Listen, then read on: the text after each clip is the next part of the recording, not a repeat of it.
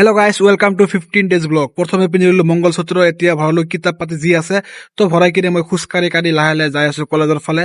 চাওক কিমান ৰ'দ দিছে ন। আহি পাই গলো ফাৰ্ষ্ট গেট, চাওক কিমান ভিৰ। 9:30 মানে সকলোৱে একেলগে আহি গৈছে।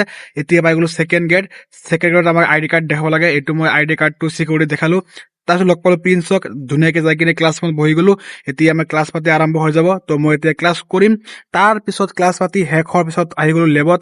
এতিয়া আমাৰ 1 ঘণ্টা লেব আছে। তেতিয়া মই ধুনীয়াকে লেবত বহি কিনে 1 ঘণ্টা কিবা এটা কম্পিউটাৰ নেটৱৰ্কৰ কিবা কৰিলো। তো লেব চেব কৰা শেষ হোৱাৰ পিছত আহি গলো ৰুমত। এতিয়া মই খোজকাঢ়ি ৰুমত যাই আছো আৰু এতিয়া ফাইনেলি মই পাই গলো মোৰ ৰুম। এতিয়া মই ধুনীয়াকে 2-3 ঘণ্টা ঘুমাই কিনে সন্ধিয়া আকৌ উঠিলো। সন্ধিয়া উঠি কিনে পঢ়িব বহিলো। অলপমান পঢ়া শুনা কৰাৰ পিছত আজি মোৰ ভাত বনোৱা পাল আছে যিহেতু, তো মই চিকেন বনাম। আজি চিকেনৰ কাৰণে গোটেইখিনি ৰেডি কৰি কিনে চিকেনটো বহাই দিলো। তাৰপিছত চাওক, এইটো হ'ল মোৰ ফাইনেল চিকেন। তাৰ পিছত মই ৰাতি আকৌ অলপ পঢ়িব বহিলো। অলপমান পঢ়া শুনা কৰাৰ পিছত ভাত চাত খালো, খাই কিনে শুই গলো। Good night everyone.